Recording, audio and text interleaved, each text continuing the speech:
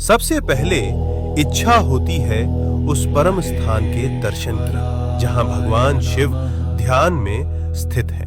कैलाश पर्वत उनका परम आसन। ये कोई साधारण पर्वत नहीं बल्कि भगवान शिव का साक्षात रूप है।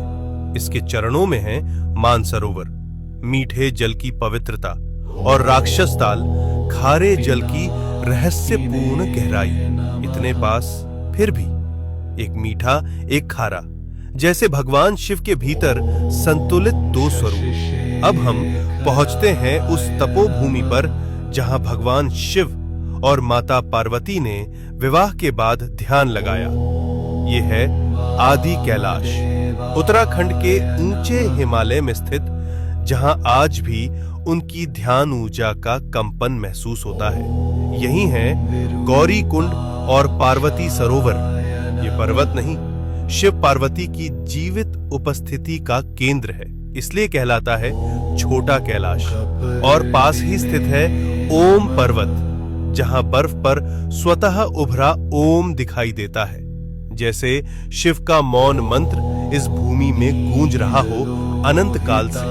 अब हम बढ़ते हैं हिमाचल की उस रहस्यमयी चोटी की ओर जहां विराजमान है स्वयं भगवान शिव, जिसे कहा जाता है मणि महेश कैलाश। इस पर्वत की चोटी से दिखाई देती है एक दिव्य मणि। मान्यता है जब भगवान शिव प्रसन्न होते हैं तो ये मणि दिव्य तेज प्रकट करती है, जो भक्तों के जीवन में भर देती है एक दिव्य प्रकाश। इसके चरणों में स्थित है पवित्र मणि महेश झील, जहां हजारों श्रद्धालु हर वर्ष स्नान करते हैं और भगवान शिव का आशीर्वाद प्राप्त करते हैं। अब हम पहुंचते हैं हिमालय की उस ऊंचाई पर जहां की हवा भी हर हर महादेव का जप करती है।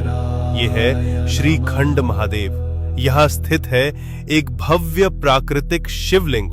यहाँ तक पहुंचने का मार्ग अत्यंत कठिन, लेकिन कहा जाता है जिसे स्वयं भगवान शिव बुलाते हैं वही इस दिव्य शिखर तक पहुंच पाता है। श्रीखंड महादेव केवल एक शिवलिंग नहीं, ये है भगवान शिव का हिमालयी सिंहासन। अब हम पहुंचते हैं भगवान शिव के एक और दिव्य धाम पर, हिमाचल की उस रहस्यमयी भूमि में किन्नौर कैलाश। यहाँ स्थित है सदियों पुराना एक विशाल शिवलिंग, जो अपने आप में अपार ऊर्जा समेटे हुए।